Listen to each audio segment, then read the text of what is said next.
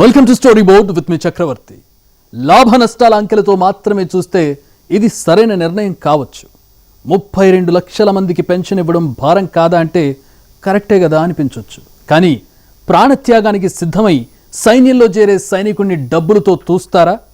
జీవితాన్ని దేశానికి అంకితం చేసే సైనికుడి జీవితాన్ని పెన్షన్తో లెక్క పెడతారా? సైన్యం అంటే మన సార్వభౌమాధికారం, మన ఆత్మవిశ్వాసం కదా. మన దేశం మన సైన్యం అని భావించాల్సిన చోట 4 ఏళ్లకు నిరుద్యోగులుగా మార్చే అగ్నిపథ్ పథకం సరైందేనా? అగ్గి రాజుకుంది, అగ్నిపథ్ తీసేయాల్సింది అంటోంది యువత, వెనక్కి తగ్గమంటోంది ప్రభుత్వం. అసలు మన సైన్యంలో ఎన్ని లక్షల మంది ఉన్నారు? ఏటా రిటైర్ అయ్యేది ఎంతమంది? వీళ్లపై ఖర్చు అయ్యేది ఎంత? అగ్నిపథ్ ద్వారా ప్రభుత్వం ఆదా చేసేది ఎంత? అగ్నిపథ్ సమస్యగా ఎందుకు మారింది? సైన్యం కంటే ఆయుధాలే కీలకమని ప్రభుత్వం భావిస్తోందా? జీతాలు పెన్షన్లు భారమనుకుంటోందా? సైన్యం కేవలం యుద్ధాల కోసమేనా? అగ్నిపథ్ అగ్గి రాజేసింది. ప్రభుత్వం యువతను సైన్యంలో భాగస్వాములను చేయటానికి అని చెప్తోంది. యువత మా ఉద్యోగాలను మాకివ్వాలని నినదిస్తోంది. ఇరుపక్షాల వాదనలు బలంగానే కనిపించే అంశాల వెనుక అసలు సంగతేమిటనేది కీలకంగా మారుతోంది. అటు ప్రభుత్వం నిరుద్యోగుల వాదనలు కొట్టిపారేసింది, అగ్నిపథ్ని అర్థం చేసుకోలేదంటోంది. సైన్యంలో యువతను పెంచడానికి, దేశ యువతలో సైన్యంపై ఉండే ఆసక్తిని అనుసరించి అవకాశం ఇవ్వడానికే ఈ పథకం అంటోంది. అంతే తప్ప సైన్యంలోకి రావాలనే యువత అవకాశాలు దెబ్బతీయటానికి కాదని చెప్తోంది. ఏది నిజం, ఎవరి వెర్షన్ సమంజసం అనేది అర్థం కావాలంటే భారత సైన్యం గురించి కొన్ని గణాంకాలు తెలుసుకోవాలి. ఇండియన్ మిలిటరీ 3 విభాగాలుగా ఉంది. అది Indian army, Indian navy, Indian air force. ఇందులో ఇండియన్ ఆర్మీ సంఖ్యాపరంగా అతిపెద్ద విభాగం. ఇండియన్ ఆర్మీలో 27 రెజిమెంట్లున్నాయి. ఆర్మీలో మొత్తం 25 లక్షల మంది ఉంటే ఇందులో 12 లక్షల మంది రిజర్వ్ సైన్యం, అంటే అవసరమైనప్పుడు మాత్రమే రంగంలోకి దిగుతుంది. 13 లక్షలకు పైగా యాక్టివ్ ట్రూప్స్ ఉన్నాయి. ప్రస్తుతం మన ఆర్మీలో 34 డివిజన్లున్నాయి. ప్రతి డివిజన్లో 15,000 మంది సైన్యం ఉంటారు. ప్రతి డివిజన్లో కొన్ని బ్రిగేడ్లు, ప్రతి బ్రిగేడ్లో కొన్ని బెటాలియన్లు, ప్రతి బెటాలియన్లో కొన్ని కంపెనీల సైన్యం ఉంటుంది. మన దేశం వైశాల్యంలో ప్రపంచంలో 7వ, జనాభాలో ప్రపంచంలో 2వ, మిలిటరీ శక్తిలో ప్రపంచంలో 4వ స్థానంలో ఉంది. అన్ని దేశాలు మిలిటరీ ఖర్చు పెంచుతున్నట్టుగానే మన దేశం కూడా రక్షణ రంగానికి ఏటా బడ్జెట్ పెంచుతూనే ఉంది. మిలిటరీ బడ్జెట్లో ప్రపంచంలో మనం 3వ స్థానంలో ఉన్నాం. అమెరికా 2021లో $801 బిలియన్ ఖర్చు చేస్తే చైనా $239 బిలియన్ ఖర్చు చేసింది. అదే ఏడు మన దేశం $76.6 బిలియన్ ఖర్చు చేసింది. మరి ఇంత ఘనమైన భారతదేశ సైన్యంలో సమస్యలున్నాయా అంటే ఉన్నాయి. ప్రభుత్వం వైపు నుండి కొన్ని, సైన్యం వైపు నుండి కొన్ని, సైన్యంలోకి రావాలనుకునే యువత నుండి మరికొన్ని సమస్యలు కనిపిస్తాయి. ఇప్పుడు ప్రధానంగా వినిపిస్తున్న అంశం ప్రభుత్వం ఖర్చు తగ్గించుకోవటానికే సైన్యంలో కోతలు మొదలుపెట్టింది అని. అంటే సైనికుల జీతాలు పెన్షన్ల భారం తగ్గించుకోవడానికే అగ్నిపథ్ స్కీమ్ తెచ్చింది అని, ప్రభుత్వం యువతకు అవకాశం అని, లేదా సైన్యంలో అందరికీ భాగస్వామ్యం అనో చెప్తుండొచ్చు. కానీ అసలు సిసలైన కారణం ఖర్చు తగ్గించుకోవటమే అని స్పష్టమవుతున్న అంశం. ఓ సైనికుడిపై ఎంత ఖర్చవుతుంది? అగ్నిపథ్ తెస్తే ప్రభుత్వానికి లాభం ఎంత? 10 ఏళ్ల పాటు ఆర్మీలో పనిచేసే ఓ జవాన్పై ప్రభుత్వం 5 కోట్ల దాకా ఖర్చు చేస్తోంది. 14 ఏళ్ల సర్వీస్ పూర్తి చేసే జవాన్పై 6.25 కోట్లు ఖర్చవుతోంది. ఇప్పుడు అగ్నిపథ్ స్కీమ్ అమలైతే కేంద్రం ఒక్కో జవాన్పై పెట్టే ఖర్చు 4 ఏళ్లకు 90 లక్షలు మించదు. ఈ లెక్కన 11,000 కోట్లకు పైగా ఆదా అవుతుందని ప్రభుత్వం భావిస్తోంది. కానీ ప్రభుత్వము దీన్ని ఎందుకు ప్రవేశపెట్టింది? చాలామంది ఈ స్కీమ్ను సమర్థించే వారు కూడా ఓపెన్గా ఒప్పుకుంటున్నది ఏంటంటే పెన్షన్ల భారాన్ని తగ్గించుకోవటానికి మాత్రమే ఉద్దేశించింది. అంటే ఇది నిజంగా దేశ రక్షణ, దేశ భద్రత, సైనికుల సంక్షేమము ఇలాంటి అంశాలతో ఎలాంటి సంబంధము లేదు. It's purely a financial measure. దేశం కోసం ప్రాణాలను కూడా అర్పించడానికి సిద్ధంగా ఉండే సైనికులపై పెట్టే ఖర్చును ఎలా తగ్గించుకోవాలి అని ఒక అకౌంటింగ్ ఎక్సర్సైజ్లో భాగంగా ఈ పథకం వచ్చింది. మన దేశ రక్షణ రంగ బడ్జెట్ దాదాపు 5 లక్షల కోట్లుంటే అందులో 54% జీతాలు పెన్షన్ల కోసమే ఖర్చు చేయాల్సి వచ్చింది. ఒక డేటా ప్రకారం గత 10 సంవత్సరాలలో రక్షణ పెన్షన్పై వ్యయం 12% పెరిగింది. రక్షణ బడ్జెట్లో సగటు పెరుగుదల మాత్రం 8.4% ఉంది. దీంతో బడ్జెట్ అంతా సైనికులపైనే ఖర్చవుతోందని, దాన్ని నియంత్రిస్తేనే ఆయుధాలను కొనగలుగుతామని ప్రభుత్వం భావిస్తుందనే వాదనలున్నాయి. చైనా తన డిఫెన్స్ బడ్జెట్లో 30% జీతాలు పెన్షన్లపై ఖర్చు చేస్తోంది. మిగిలిన 70%తో ఆయుధాలు పోగేసుకుంటోంది. ఇప్పుడు అగ్నిపథ్ లాంటి పథకం వస్తే మనం కూడా చైనాలాగే సైన్యం ఖర్చు తగ్గించి ఆయుధాలు పెంచొచ్చనేది ప్రభుత్వ వ్యూహం అని భావిస్తున్నారు. మరోపక్క సైన్యంలో ఏటా 60 నుంచి 70 వేల మంది రిటైర్ అవుతుంటారు. ఏటా ఆర్మీ ర్యాలీలు నిర్వహించి ఈ సంఖ్యను భర్తీ చేస్తుంది. కానీ కొంతకాలంగా ర్యాలీలు లేవు, ఎంట్రన్స్ టెస్టులు లేవు, భర్తీ జరగలేదు.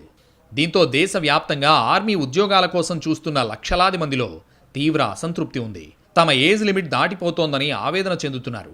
2.5 ఏళ్లుగా ర్యాలీలు జరగకపోవడంతో వయసు పెరిగి కొందరు, ఆర్థిక ఇబ్బందులతో మరికొందరు ఆర్మీ ఉద్యోగాలపై ఆశలు వదులుకోవాల్సిన పరిస్థితి వచ్చింది.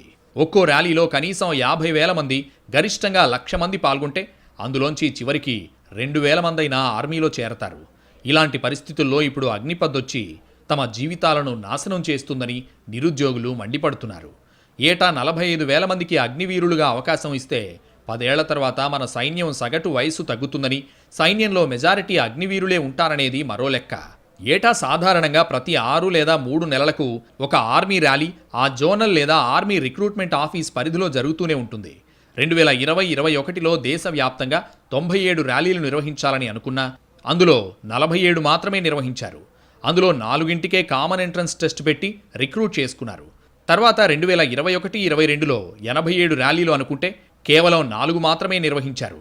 వీటికి ఎంట్రన్స్ టెస్ట్ నిర్వహించలేకపోవడంతో రిక్రూట్మెంట్ జరగలేదు.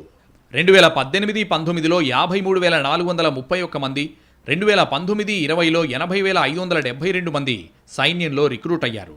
ఇప్పుడు ర్యాలీల్లో పాల్గొని ఎంట్రన్స్ జరక్క వేలాది మంది ఎదురుచూపుల్లో ఉన్నారు. వీరందరిపై అగ్నిపథ్ పిడుగులా పడింది. సైన్యం అంటే సరిహద్దుల్లో యుద్ధం కోసం మాత్రమే కాదు. సైన్యం అంటే దేశానికి భరోసా. సైన్యం అంటే ఒట్టి ఉద్యోగం మాత్రమేనా?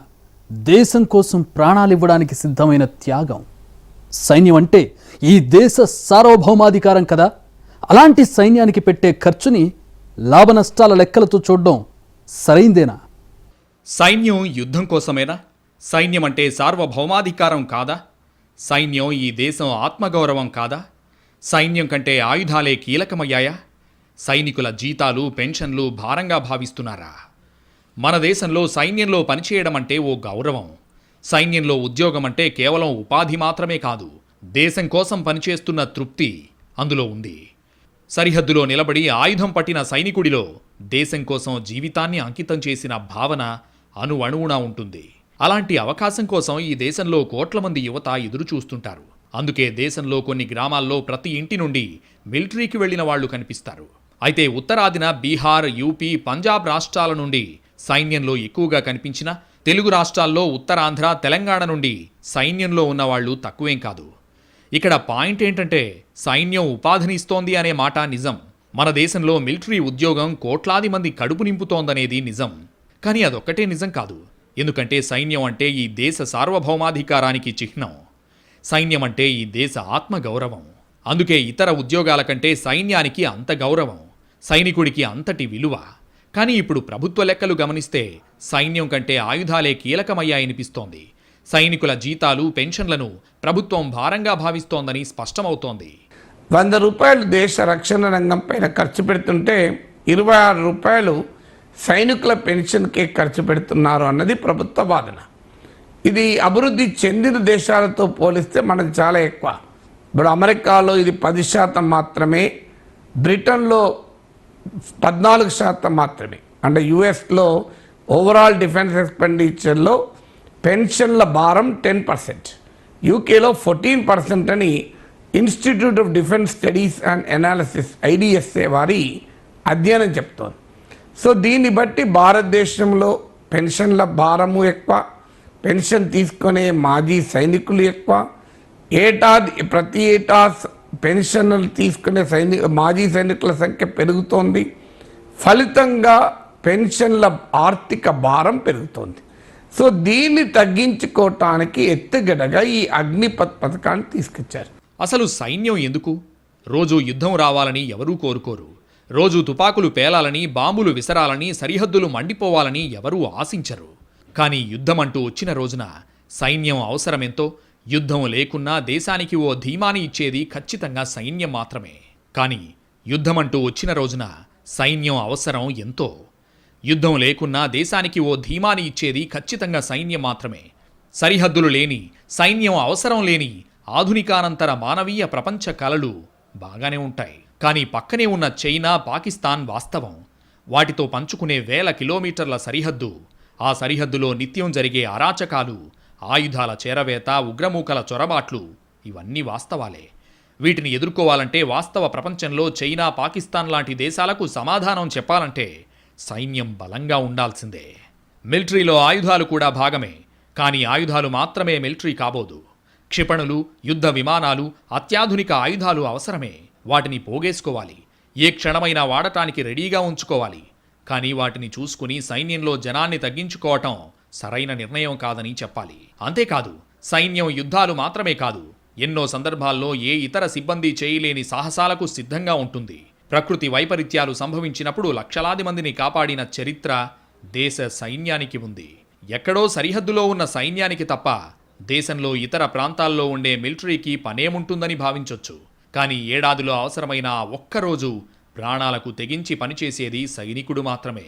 మరి 4 ఏళ్ల కాంట్రాక్ట్లో పనిచేసే అగ్నివీరులకు అంతటి తెగువ, సాహసం, శిక్షణ ఉంటాయా? అసలు మిలిటరీలో ఓనమాలు నేర్చుకునే లోపే ఇంటికి పంపేస్తుంటే సైన్యంలో ఏం చేయాలి, ఎలా ఉండాలి, ఎలా పనిచేయాలనే అనుభవం వచ్చిన వాళ్ళు ఎంతమంది ఉంటారు? సంక్షోభం వచ్చినప్పుడు వీళ్లంతా చేతులెత్తేస్తే దేశం పరిస్థితి ఏంటి? ఇవన్నీ ప్రభుత్వం ఆలోచించిందా అనేది ఇప్పుడు వినిపిస్తున్న ప్రశ్న. కానీ దేశమంతా ఉద్యోగ భద్రత లేని వాతావరణం పెరుగుతోంది. ఇప్పుడు రక్షణ రంగంలో కూడా మొదలైంది. ఆధునిక రక్షణ పరికరాలు, యుద్ధ విమానాలు, క్షిపణులు కొనుక్కుంటే పదాతి దళాలు అవసరం లేదని ప్రభుత్వం భావిస్తోంది. ఎన్ని పదాతి దళాలు ఉన్నా యుక్రెయిన్, రష్యా దాడుల్లో ఎంతవరకు కాపాడుకోగలిగింది? 2 నెలలుగా కొనసాగుతున్న యుద్ధం ఆకాశంపై నుండే సాగుతోంది. ప్రపంచం నోరు తెరుచుకుని చూడటం తప్ప చేస్తున్నదేమైనా ఉందా? మనం యుద్ధం చేయాల్సొచ్చినా ఇంతకంటే మరోలా ఉంటుంది. అంతెందుకు, పాకిస్తాన్పై గుట్టుచప్పుడు కాకుండా చేసిన సర్జికల్ స్ట్రైక్స్ ఇలాగే కదా జరిగింది. దానికి ఎంతమంది సైన్యాన్ని వాడారు? అంటే యుద్ధ విమానాలు, మిస్సైళ్లు, వాటిని ఆపరేట్ చేసేవాళ్లుంటే ఓ మూల నుండి యుద్ధాన్ని నడిపించేయొచ్చని ప్రభుత్వాలు భావిస్తున్నాయి. ఇదే ఇప్పుడు సైన్యంపై ఖర్చు తగ్గించుకోవాలనే ఆలోచనకు పునాది కావచ్చనే అభిప్రాయాలున్నాయి. నిజానికి ప్రపంచీకరణ తర్వాత దేశ సరిహద్దులకు ప్రాధాన్యత పోయింది.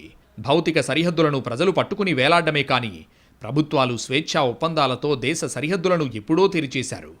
అంతర్జాతీయ కంపెనీలు సరిహద్దులతో పని లేకుండా అన్ని దేశాల్లో వాటి లాభాల కోసం పనిచేస్తూనే ఉన్నాయి. ప్రభుత్వ రంగ సంస్థలు ప్రైవేట్ పరం అవుతూనే ఉన్నాయి. లేబర్ కోడ్లు రాబోతున్నాయి. ఇవి పర్మనెంట్ కార్మికులను సున్నాకు చేర్చనున్నాయి. దీనిపై దేశమంతా వ్యతిరేకత రానుంది. ఇప్పుడు దేశంలో కశ్మీర్ నుండి ఈశాన్య రాష్ట్రాల వరకు, దండకారణ్యం నుండి ఆదివాసీల ప్రాంతాల వరకు మిలిటరీ, పారామిలిటరీ, BSF బలగాలు మోహరించి ఉన్నాయి. ఎక్కడ ప్రజలు నిరసన తెలిపితే అక్కడకు ఈ బలగాలు పంపుతున్నాయి ప్రభుత్వాలు. అంటే చైనా సరిహద్దుల్లో ఆ దేశం ఎన్ని గ్రామాలు కట్టినా, బ్రిడ్జిలు కడుతున్నా పట్టని ప్రభుత్వం సైన్యాన్ని జనంపైకే పంపుతోందనే ఆరోపణలున్నాయి. అంటే యుద్ధాలు, సరిహద్దు భద్రత, ఇతర దేశాలపై పోరాటం కంటే దేశంలో అంతర్గతంగా ప్రజలను అణచివేసే శక్తిగా మిలిటరీ తయారు చేయాలంటే ఈ 4 ఏళ్ల సర్వీసు, ఈ మాత్రపు ఖర్చు చాలని ప్రభుత్వం భావిస్తోందనే వాదనలున్నాయి. వార్ స్ట్రాటజీలు మారిపోయాయి. ఇప్పుడు యుద్ధం అంటే గగనతలం నుండి విరుచుకుపడ్డమే. లక్షల మంది సైన్యం చేసే పని కొన్ని యుద్ధ విమానాలు, కొన్ని మిస్సైళ్లు చేస్తున్నాయి. పైగా మన దేశానికి న్యూక్లియర్ వెపన్స్ కూడా ఉన్నాయి. ఇదే ఇప్పుడు ప్రభుత్వానికి సైన్యాన్ని తగ్గించుకోవాలనే ఆలోచనకు కారణమైందా?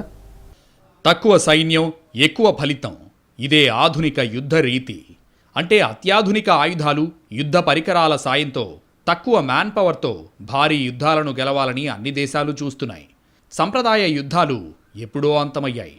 అన్ని దేశాలు అణ్వాయుధాలతో ఆధిపత్యం ప్రదర్శించే ప్రస్తుత పరిస్థితుల్లో టెక్నాలజీ అండతో వేగంగా చేసే యుద్ధాలే జరుగుతున్నాయి. గతంలో ప్రధాని మోదీ వేగంగా, సాంకేతికతతో నడిచే బలగాల ఆవశ్యకత గురించి మాట్లాడారు. వేగవంతమైన యుద్ధాలను గెలిచే సామర్థ్యాలు భారత్కు అవసరమన్నారు. అందులో భాగంగానే అగ్నిపథ్ వచ్చిందని భావించాలి. భారత్కు భారీ మిలిటరీ దళం ఉంది. వీరిపై ఖర్చు కూడా భారీగానే ఉంటుంది. 5.3 లక్షల కోట్ల ఆర్మీ బడ్జెట్లో సగానికి పైగా సైన్యం జీతాలు, పెన్షన్లకే పోతే సైనిక సామాగ్రిని ఆధునీకరించేదెలా అని ప్రభుత్వ వాదన. అమెరికా, చైనా తర్వాత మిలిటరీపై ఎక్కువగా ఖర్చు చేసే భారత్ ఆయుధాల దిగుమతిలో 2వ స్థానంలో ఉంది. రక్షణ పరికరాలను దేశీయంగా తయారు చేయడం కోసం $1 బిలియన్ ఖర్చు చేస్తోంది.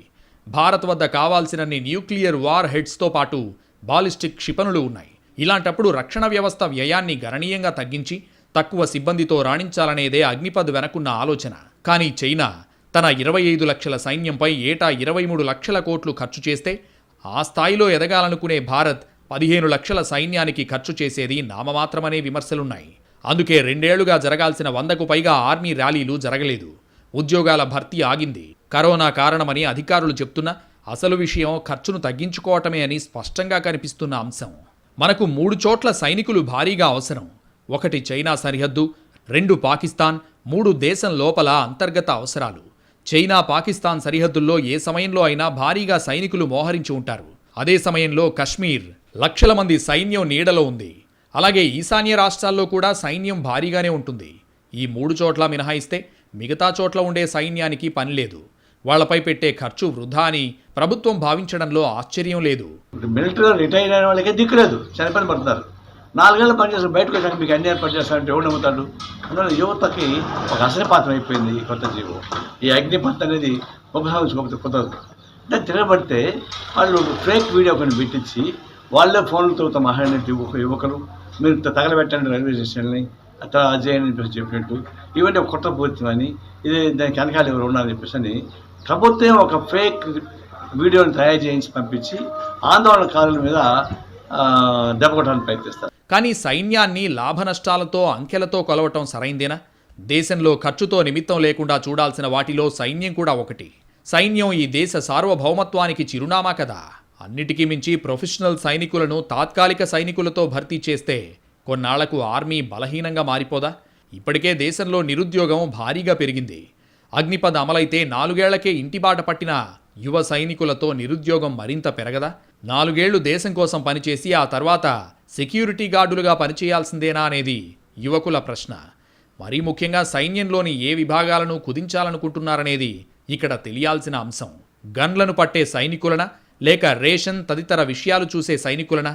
ఇలాంటి ప్రశ్నలకు సమాధానం లేకుండా సహేతుక నిర్ణయం కాకపోవటమే ఇప్పుడు సమస్యగా మారిందనే వాదనలున్నాయి. దేశ రక్షణ కొరకు అత్యున్నత త్యాగానికి సిద్ధపడి సైన్యంలో చేరుతున్నారు. మనం ఏం ఆలోచిస్తున్నాం? సైన్యంలో 15 ఏళ్ళు పనిచేసి రిటైర్ అయిన తర్వాత పెన్షన్ తీసుకుంటున్నాడని మాత్రమే ఆలోచిస్తున్నాం. కానీ దేశం కోసం తన ప్రాణాల్ని త్యాగం చేస్తున్నాడు, ప్రాణం కన్నా ఎక్కువ ఇంకేముంటుంది అనేది ఆలోచించడం లేదు. ఏదో ఒక పరిస్థితులు, అనుకోని పరిస్థితుల్లో ప్రాణమైపోయినా, జీవితకాలం అంగవైకల్యం అనుభవించిన ఈ పెన్షన్లు వల్ల వచ్చేటువంటి ప్రయోజనం కన్నా అది కంపారిటివ్లీ ఎంత నష్టం. అలాంటి అత్యున్నత రిస్క్ తీసుకొని పనిచేసే వారికి కూడా పెన్షన్ల లెక్కలు, జమా ఖర్చులు వేస్తారా? ఇప్పుడు జరిగిన ఆందోళనలకు అగ్నిపథ్ సృష్టించిన తీవ్ర నిరాశే అసలు కారణమని అభ్యర్థుల మాటల్లో వెల్లడైంది. పాత రిక్రూట్మెంట్ ప్రక్రియ రద్దు చేయడానికి తోడు అగ్నిపథ్లో పెట్టిన వయోపరిమితి ఆందోళనకు బీజం వేసింది. తెలంగాణలో 2021 మార్చి 26 నుంచి 31 వరకు నిర్వహించిన పరుగు పందెం, దేహదారుఢ్య పరీక్షలకు 6,900 మంది హాజరయ్యారు. వీటిలో 2,800 మందికి పైగా అర్హత సాధించారు. చివరిగా రాత పరీక్ష జరగాల్సింది. గత మేలో కరోనా కారణంగా రాత పరీక్షను వాయిదా వేశారు. నవంబర్లో రాత పరీక్ష ఉంటుందని ఆర్మీ అధికారులు సమాచారం ఇచ్చారు. కానీ ఇప్పటివరకు రాత పరీక్ష పెట్టకుండా రిక్రూట్మెంట్ నోటిఫికేషన్లను రద్దు చేస్తున్నట్లు ఆర్మీ అధికారులు ప్రకటించారు. ఇదే ఇప్పుడు నిరుద్యోగుల్లో ఆందోళనకు కారణమైంది. అంటే ఇప్పుడు పాత నోటిఫికేషన్లు రద్దయ్యాయి. ఇక ర్యాలీలు జరగవు. టూర్ ఆఫ్ డ్యూటీ ద్వారానే నియామకాలు చేస్తారు. కానీ పాత పద్ధతిలో 23 ఏళ్ల వరకు వయోపరిమితి ఉంది. కానీ అగ్నిపథ్లో గరిష్ట వయోపరిమితి 21 ఏళ్లు మాత్రమే. దీనిలో అభ్యర్థులు ఆందోళనకు, ఒత్తిడికి గురయ్యారు. కొత్త పద్ధతి వల్ల తీవ్రంగా నష్టపోతామని, పాత పద్ధతిలోనే ఎంపిక ప్రక్రియ పూర్తి చేయాలని ఆందోళనకు దిగారు. ఇప్పటికే రక్షణ రంగ బడ్జెట్కు కోత పెడుతున్న ప్రభుత్వం ఇప్పుడు జీతాలు, పెన్షన్ ఎగవేత కోసమే అగ్నివీరులను తెరపైకి తెచ్చారనే విమర్శలు పెరుగుతున్నాయి. చైనా, పాకిస్తాన్ నుంచి సరిహద్దుల్లో సవాళ్లు ఎదురవుతున్న వేళ సైనిక శక్తి సామర్థ్యాలను కేంద్ర నిర్ణయం పలుచన చేస్తుందనే ఆందోళన కూడా పెరుగుతోంది. అగ్నిపథ్ అటు దేశ యువతకు, ఇటు సైన్యానికి చేటు చేస్తుందనే వాదనలున్నాయి. ఇప్పటికే హోదాలతో సంబంధం లేకుండా పెన్షన్ చెల్లించే ప్రయత్నాలపై మాజీ సైనికుల నుండి తీవ్ర వ్యతిరేకత వచ్చింది. ఇప్పుడు మరో దారిలో అసలు ఖర్చే లేకుండా చేసుకునే ప్రయత్నం చేస్తోందనే ఆరోపణలు పెరుగుతున్నాయి. అగ్నిపథ్, అగ్నివీర్ లాంటి ఆకర్షించే పదాలతో ప్రభుత్వ ప్రకటనలు అంతిమంగా దేశ రక్షణ బాధ్యత నుండి తప్పుకునేలా ఉందంటున్నారు నిరుద్యోగ యువకులు. సైన్యం అంటే ఉద్యోగంగా, జీతం, పెన్షన్ భారంగా చూసే అంశం కాదు. సైన్యం అంటే బాధ్యత.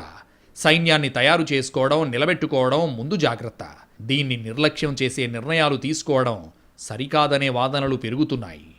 ఇది వాళ్ళ స్టోరీ బోర్డ్. State in 20